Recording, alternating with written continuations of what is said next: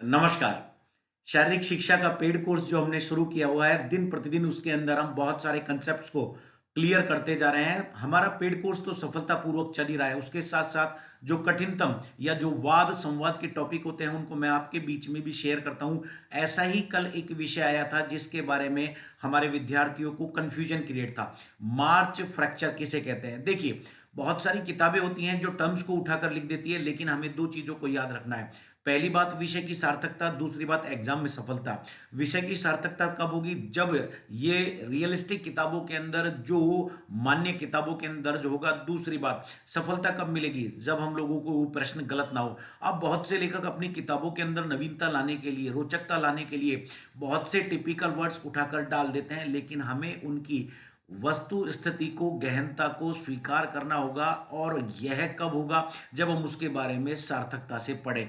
तो बेसिकली मार्च फ्रैक्चर क्या होता है, पहले मैं इसको बता दूं। देखिएगा, जब हम लोग पैर की हड्डियों की बात करते हैं, तो पैर की हड्डियों के टखने को टार्सल, उसके आगे जो तलवा होता है, उसके ऊपर 5 हड्डियां होती हैं, जिनको मेटाटार्सल कह देते हैं। तो डिस्टल थर्ड या फिफ्थ मेटाटार्सल, डिस्टल थर्ड मतलब दूर के एंड की तरफ का, दूर का एंड टखने के पास का प्रॉक्सिमल होगा, डिस्टल दूर की तरफ होगा। तीसरी या पांचवी जो मेटाटार्सल है, उसके अंदर फ्रैक्चर नहीं, लगातार स्ट्रेस के कारण या ज्यादा देर खड़े रहने के कारण बहुत ज्यादा फुट पेन हो जाता है। इसी को मेटा फ्रैक्चर, मार्च फ्रैक्चर कहा गया है।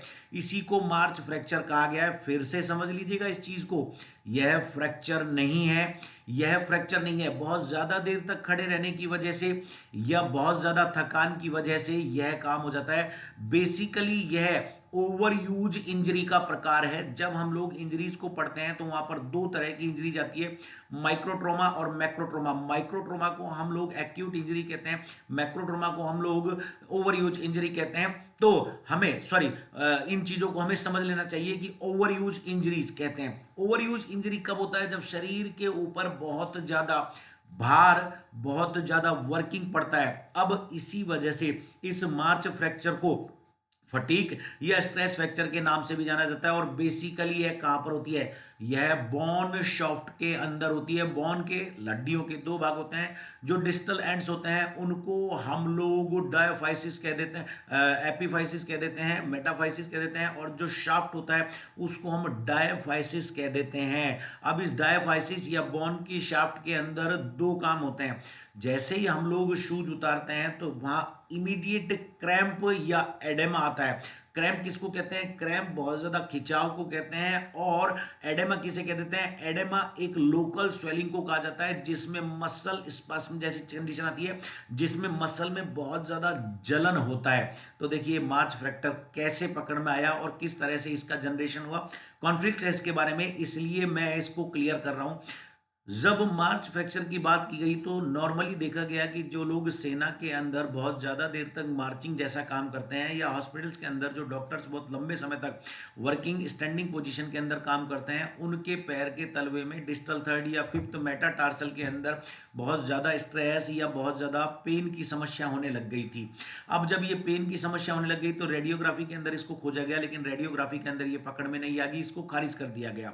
मिलिट्री सर्जन्स ने इसको खोज गिराया, और उन्होंने देखा कि जो हमारे सैनिक हैं, वो बहुत ज़्यादा देर तक खड़े रहते हैं। तो उनके अंदर मार्चिंग करने की वजह से, मार्चिंग के अंदर क्या होता है, कैल्किनियस या हील बोन का जो लगाव होता है, वो सीधा जमीन के टच में होने के कारण से, और जमीन के टच के होने के कारण से यह स्थिति पैर की ऊपर की तरफ बन जाती है, जिसकी वजह से जो वर्किंग होती है, वो केवल एडी की वर्किंग होती है, और उससे आगे ऑक्सीजन की सप्लाई नहीं हो पाती है। जिसलिए वहां पर कैलॉस, कॉर्न का बिगड़ा हुआ रूप कैलॉस, जिसको हमने हमारे पेड कोर्स के अंदर पढ़ाया था, कैलॉस, जिसके अंदर ऑक्सीजन ना पहुंचने की वजह से वहां की जो त्वचा है मृत हो जाती है, और वह काली हो जाती है, जिसका काट देना ही एक इलाज होता है। अब देखिए, इसको बेसिकली फ्रैक्चर नहीं कहा जाता है। यह मांसपेशियों के ऊपर उगाया एक कैलोस है, या मांसपेशियों के अंदर बहुत ज़्यादा तनाव या मांसपेशियों के अंदर बहुत ज़्यादा खिंचाव की वजह से होने वाला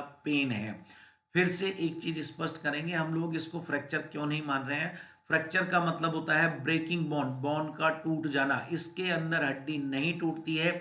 यह और भी कुछ कारणों से हो सकता है, जैसे कि यदि किसी व्यक्ति का पंजा बड़ा है, जिसको स्टिफ्ट बिग टो कहते हैं, यदि बड़ा पंजा आप लोग टाइट जूते के अंदर पहनेंगे या जूते जो एक ही शेप के आते हैं उसमें बड़ा पंजा डालेंगे, तो आपके पैर की स्थिति इस तरह से हो जाएगी जिसके अंदर पैर का प्लांटर फ्लेक्शन शेप बनी रहेगी। मतलब पैर के ऊपरी तलवे का जो टार्सल मेटाटार्सल वाला भाग है उसका सदा ऊंचे की तरफ बने रहना। अब इसकी वजह से क्या होता है, हम लोग जब कभी दाएं या बाएं इमीडिएट हमारे पैर को घुमाते हैं तो पैर घुमाने से ट्विस्ट आ जाता है, और ट्विस्ट आने की वजह से एक माइनर हेयरलाइन जैसा मसल के अंदर या तो टीयर या क्रैम्प या कहें एडेमा मतलब खिंचाव की स्थिति हो जाती है, जिसको हम लोग जॉन्स फ्रैक्चर के नाम से भी जानते हैं। पहली बार जॉन नाम के व्यक्ति में हुआ था, उन्होंने ये आइडेंटिफाई किया था कि इस तरह का ये फ्रैक्चर होता है, जिसको फ्रैक्चर ना कहकर हम लोग मसल की स्टिफनेस, मसल का स्ट्रेस, मसल फटीक, क्रैम्प या एडेमा के आधार पर वर्गीकृत करते हैं। अब बेसिकली चूंकि यह सैनिकों के अंदर बहुत ज्यादा देखा गया, आपने देखा होगा वो लोग जो फुट पहनते हैं, जो जूते पहनते हैं फुट के अंदर, वो बहुत ज्यादा टाइटन कंडीशन के होते हैं। तो टाइटन कंडीशन के अंदर होने की वजह से उनका जो पैर है सदा वह पैर जो है वो हमेशा देखिए इस तरह से रहता है। तीसरी मेटाटार्सल, देखिए मान लीजिए हाथ की उंगली है, इसको कार्पल कह देते हैं। सेम ऐसे ही पैर की उंगली जो तीसरी होती है उसको तीसरी मेटाटार्सल कह देते हैं। यह हमेशा इस तरह से टाइट शूज के अंदर इस तरह आप देख पा रहे हैं एक कर्व जैसी शेप बन गई है, इस तरह से पैर रहता है, जिसमें नीचे की तरफ कॉनकेव और ऊपर की तरफ कॉन्वेक्स पैर का हमेशा उद्भाव बढ़ा रहता है, जिसकी वजह से सुपिनेटेड फिट जैसी एक समस्या हो जाती है। सुपिनेटेड फिट होने से पैर के अंदर हमेशा एक गैप बना रहता है, और यह जो मिडिल थर्ड आप देख रहे हैं यहां मेरा, इसको समझिए यह पैर है, यह फिंगर ऊपर आ जाती है। अब सदैव इसके अंदर तनाव बना रहेगा, सेम ऐसे कि ऐसे जिस तरह से मेरी आप इस कार्पल के ऊपर, कलाई के ऊपर तीसरी कार्पल को देख रहे हैं, अगर यह बहुत ज्यादा देर तक इस तरह से टाइटन रहेगी तो इसके अंदर भी क्रैम्प, एडेमा, एडेमा मतलब स्वेलिंग, क्रैम्प का मतलब खिंचाव, इस तरह की कंडीशन आ जाएगी, स्ट्रेस आ जाएगा, और थोड़ा सा हाथ लगाते ही यहाँ पर दर्द महसूस होगा, जिसको हम लोग फ्रैक्चर क्लासिफाई नहीं कर सकते। और सीधी और सरल भाषा में समझिएगा कि फ्रैक्चर का मतलब होता है ब्रेकिंग बॉन, यहाँ पर बॉन ब्रेक नहीं होती है। सेम इसी कंडीशन के अंदर बहुत ज्यादा टाइट शूज पहनने की वजह से फौजियों के अंदर और लगातार मार्चिंग करने की वजह से उनके अंदर जो थर्ड मेटाटार्सल होती है वह ऊपर की तरफ खींची रहती है, और यहाँ शूज का जो लेस पार्ट होता है उनके ऊपर दबाव बना रहता है, जिसकी वजह से बहुत ज्यादा पेन होता है, बहुत ज्यादा दर्द होता है, और इसी को फौज की भाषा के अंदर वो कह देते हैं कि इसको मार्च फ्रैक्चर कह दिया जाता है। लेकिन फिर से समझिएगा यह मार्च फ्रैक्चर नहीं है, क्योंकि इसके दो कारण और है।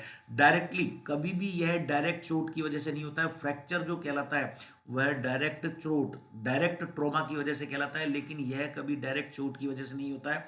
यह या तो बहुत ज्यादा देर तक खड़े रहने से या एड़ियों के ऊपर मार्च करने की वजह से, मार्चिंग करने की वजह से थर्ड मेटाटार्सल के अंदर आ जाता है, इसी वजह से इसको मार्चिंग कह देते हैं। दो कंडीशंस की वजह से और ये आ जाता है, बच्चों के अंदर चूंकि हड्डियां कमजोर होती है तो ऑस्टोमेलेशिया की वजह से भी ये कभी कभी हो जाता है, और बुढ़ापे के अंदर ऑस्टियोपोरोसिस, हड्डियों की क्षरण की वजह से भी ये हो जाता है। ये भी दो इसके बड़े कारण होते हैं। फिर से मैं आपको स्पष्ट करूं, फ्रैक्चर का शाब्दिक अर्थ होता है डायरेक्ट ट्रोमा, डायरेक्ट चोट लगने की वजह से बोन का ब्रेक हो जाना। यहां बोन ब्रेक नहीं होती है, इसलिए इसको हम लोग खेल चोटों के अंदर फ्रैक्चर में, ब्रेकिंग बोन में नहीं रख सकते हैं। फिर इसके साथ एक चीज और मैं आपको क्लियर कर दूं, जैसा मैंने अभी आपको बताया कि यह स्टिफ्ट बिग टो की वजह से होता है, जॉन्स फ्रैक्चर भी इसको कह देते हैं, साथ ही इसको सीजमोइड फ्रैक्चर भी कहा गया है। अब सीजमोइड फ्रैक्चर क्या होता है? सीजमोइड फ्रैक्चर वो होता है जिसके अंदर बाकायदा हड्डी नहीं टूटती है। सीजमोइड बोन हमारी जो बॉडी के अंदर जिस तरह से पटेला है, पटेला अपने आप में एक सीजमोइड बोन है।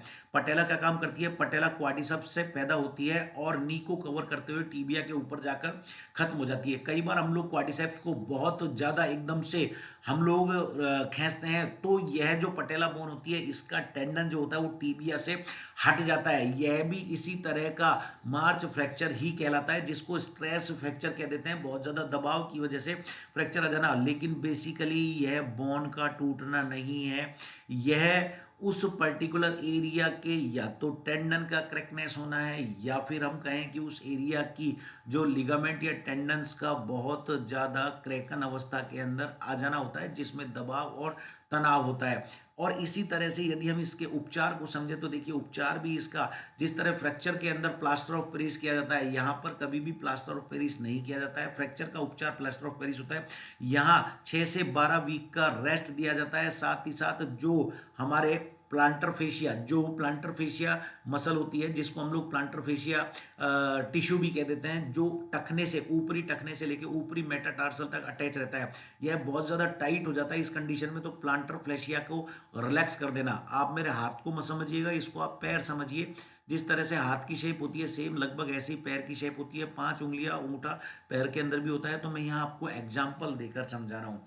तो मित्रों, ये वो कुछ चीज़ें हैं जिनको मैं अपने पेड कोर्स के विद्यार्थियों के साथ शेयर करता रहता हूँ। और जैसा कि कल एक कन्फ्यूजन क्रिएट हुआ था, वो कन्फ्यूजन क्रिएट हुआ था, मैंने आज ये आप सभी के सामने रख दिया है कि किस तरह से हम लोग जब किसी विषय को पढ़ते हैं तो उसको सरल किस तरह से करें। कल मार्च फ्रैक्चर नाम का एक शब्द हमारे सामने आया था, और हमने एग्जैक्टली कल की क्लास में भी मैंने विद्यार्थियों को इसको समझाया था कि फ्रैक्चर का मतलब होता है ब्रेकिंग बोन। और मार्च, जैसा कि विद्यार्थियों ने कहा था कि द्वितीय विश्व युद्ध के अंदर ये देखा गया था, यह सब रूमर है, किसी किताब के अंदर गलती से इसको छाप दिया है, द्वितीय विश्व युद्ध के अंदर नहीं देखा गया है। यह एक कॉमन फिनोमिना चल रहा है कि मार्चिंग जब करते हैं, इसको मैंने कल क्लास में भी एक्सप्लेन किया था, मार्चिंग जब करते हैं तो मार्चिंग करने की वजह से हील मार्चिंग होती है। आप सभी जानते हैं हील के ऊपर प्रेशर रहता है, और इसी वजह से जो थर्ड मेटाटार्सल होती है, जो बीचों बीच की उंगली होती है पैर की, जैसा आप यहाँ देख पा रहे हैं, यह सदैव सुपिनेटेड फुट की स्थिति में रहती है, जिसकी वजह से इसके ऊपर सदैव तनाव रहता है। अब इसके ऊपर थोड़ा सा भी मैं दबाव दूंगा या थोड़ा सा भी और खिंचाव दूंगा तो यहाँ पर टीयर की समस्या हो जाएगी, यह फ्रैक्चर नहीं होता है। तो इस तरह से मार्च फ्रैक्चर की कहानी मैंने आज आपके बीच में रख दी है मित्रों। अच्छा लगा हो तो शेयर जरूर कीजिएगा। बहुत बहुत धन्यवाद। नमस्कार। जय हिंद, जय भारत।